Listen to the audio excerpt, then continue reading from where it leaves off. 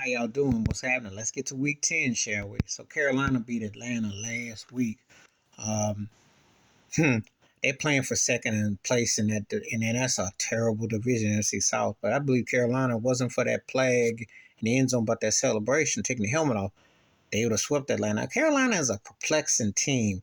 They're below 500, but they're interesting. Atlanta got some offense, but yeah.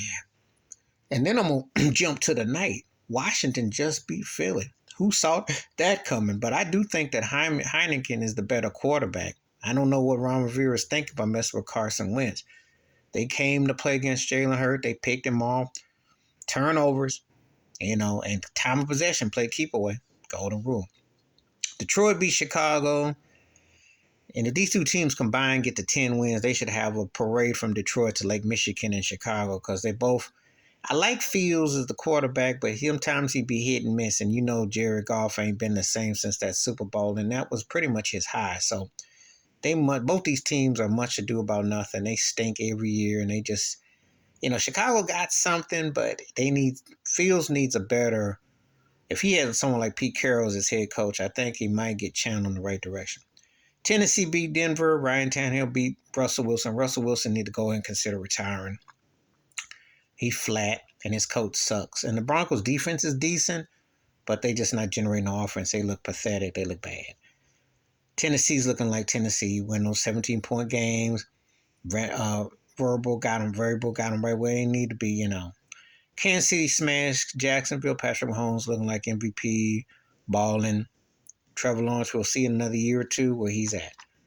Frisco beat the Chargers in the Sunday night game. Justin Herbert just ain't the same. 49ers are a very dangerous team. Keep your eye on the prize. Indy beat the Las Vegas Raiders, and no Jeff Saturday won the game. It don't really count. I mean, who doesn't beat the Raiders? I told you Josh McDowell getting his headset ready to go back to New England. He sucks, and the Raiders have already quit on him. And Matt Ryan actually finally played a game with him like he was stealing money from Indy. Elsewhere, Arizona beat the Rams. Neither starting quarterback played. Didn't make no difference.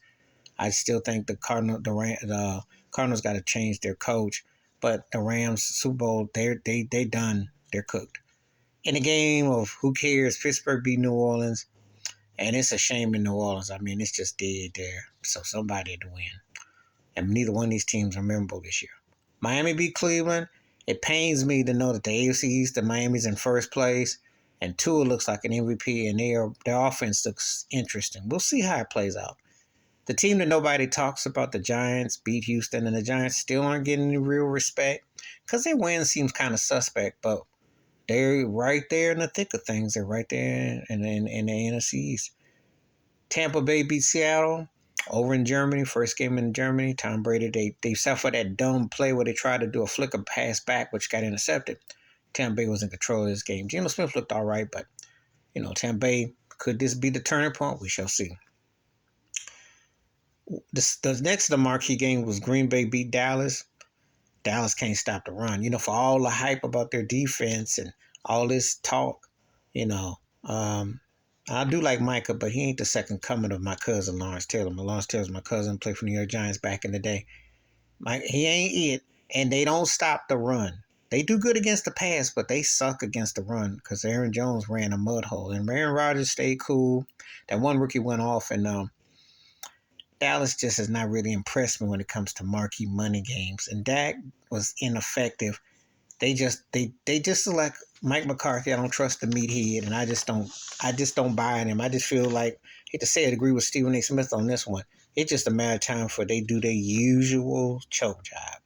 And speaking of choking, my Buffalo Bills dropped an egg against Minnesota. Now I'm going to give Jefferson probably the catch of the year. He outdid Stephon Diggs' catch, but Jefferson been balling. And Minnesota is a Cinderella kind of team. I mean, they always seem to find the right places, right spots, right things, everything to land. But Josh Allen, Ken Dorsey, the offense coordinator, and Sean McDermott, you should be on the hot seat. You cannot blow 3 games that y'all lost by throwing picks in the end zone. You can't do that back-to-back weeks in particular. You got to figure out how to finish games up. And the Bills are not figuring how to finish up. Singletary need to run the rock a lot more. And they got to get more cohesive. I mean, this game was incredible if you didn't have a rooting dog in the race, but it's just too many mental mistakes. So I mean, they got to get on the ball now. They're in third place. They ain't lost to Miami the Jets. They're in third place. Can you believe that? This should be their penthouse, and that is like the outhouse pet.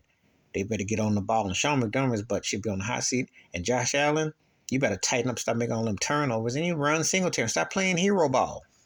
You know, because it could be a waste when it should have been special. This could have been a Super Bowl preview too.